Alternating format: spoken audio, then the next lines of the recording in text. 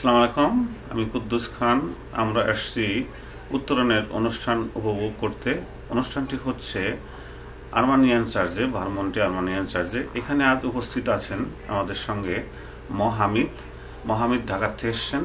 তিনি অপরাজেয় বাংলা বিশ্ববিদ্যালয়ের সম্মুখের অপরাজেয় বাংলার ভাস্কর। তাকে নিয়ে এখানে যথেষ্ট উত্তেজনা বিরাজ করছে। এছাড়াও আরেকটি উত্তেজনাপূর্ণ ঘটনা ঘটেছে। একটা নাটক চলছে। নাটকটি বর্তমান সময়ের রাজাকারদের নিয়ে কৌতুকপূর্ণ নাটক করা হয়েছে। আসুন আমরা উপভোগ করি।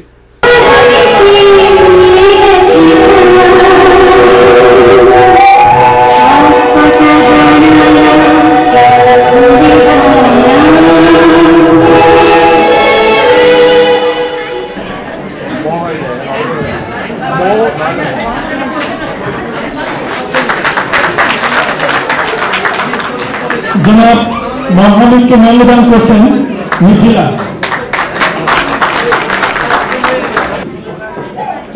যার সম্বন্ধে বিশেষভাবে আলোচনা আনবেন আমাদের আজকের মহানন্দিয়াজি ভাই। উনি বলবেন আমাদের আজকের বিশেষ অতিথি মহামিদ ভাই। কারো পরিচয় রয়েছে, পরিচয় দিতে হয়। তিনি বাংলাদেশ ঢাকা বিশ্ববিদ্যালয়ের সামনে যে স্কাল্পচারটি দেখেছেন আপনারা, অপরাজেয় বাংলা স্কাল্পচার, আমি তখন ফার্স্ট ইয়ারে পড়ি ঢাকা ইউনিভার্সিটি আর্ট ইনস্টিটিউটে। আমি ওখানে সাইকেল নিয়ে যেতাম আর দেখতাম দু তিনজন কাজ করতো হাঁটুর বাটার নিয়ে টুকটুক করে সারাদিন কাজ করছে। আমি যখন স্কুলে যেতাম তারপর ফেরার মতো দেখতাম যে তারা মাথার চাল দিতে। ডাকার জন্য আমি ডক্টর হাসেমকে ধন্যবাদ জানাচ্ছি।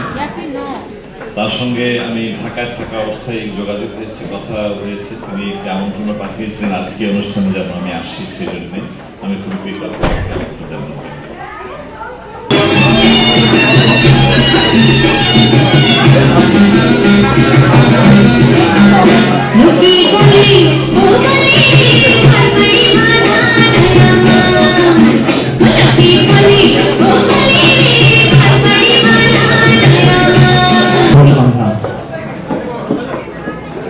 আজ বিজয় দিবসের 36তম বার্ষিকী।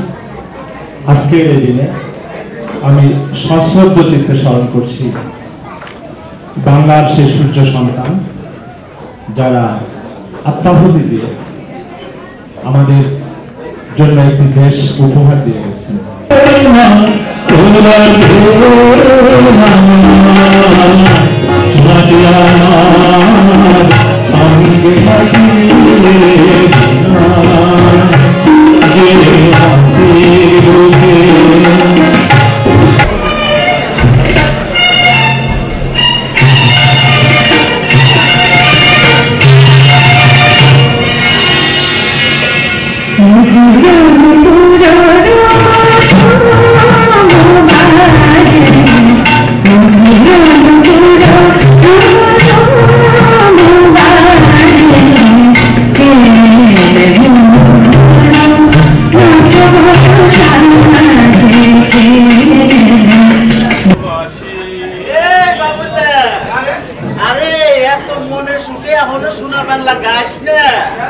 কারণ দেশ যদিও স্বাধীন হয়েছে, ওই রাজাকারের দল ছড়িয়ে ছিটিয়ে আছে।